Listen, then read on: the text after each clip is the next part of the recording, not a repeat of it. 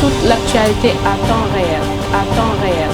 sur Référence TV. salaamaaleykum maa ngi tudd Mame Diarra Lo man étudiante la université Amadou Mahtar Mbow bu Diamniadio mais quand même aussi ndonga daara la parce que maa ngi duggee daara Hadja Binta Thiaw daara Aïcha Oumoul Mouminine bu Grand Yoff. waaw parce que li ma nekk ndonga daara moo tax ma teew fii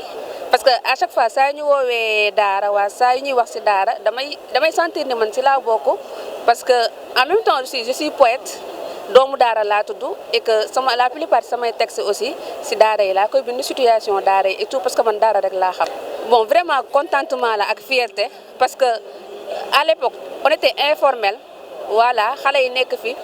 di yalwaan ndongo daara yi amuñu woon je peux dire dara loo xamante ni c'est formel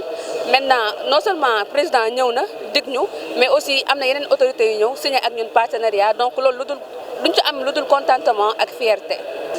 sama yëg-yëg vraiment dama kontaan lool parce que daan nañu woote ay événements yoo xamante ni gars yi waxuma sax ne duñu ñëw mais information bi sax dadul woon jàll déjà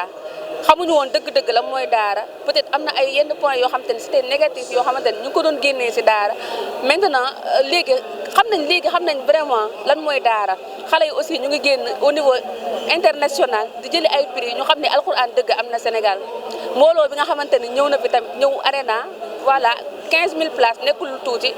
vraiment loolu fierté la ñu xam ni que nit ñi léegi xam nañ dëgg daara au niveau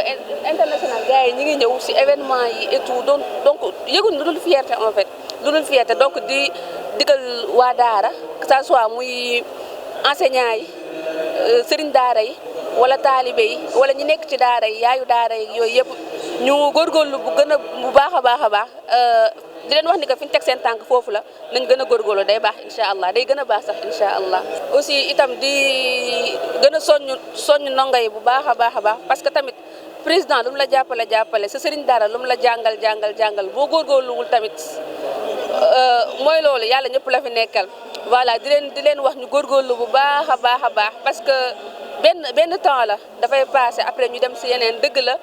surtout internat yi nga dem daara gisoo sa yaay gisoo sa papa mais benn période boo xamante ni c'est très éphémère et que fierté lay nekk ci yow fierté bu rëy lay nekk ci yow boo génnee nga koy xam donc maa leen wax ñu góorgóorlu bu baax a baax di leen wax ni que alxuraan incha allah dinañ ko séntu fu gën a sore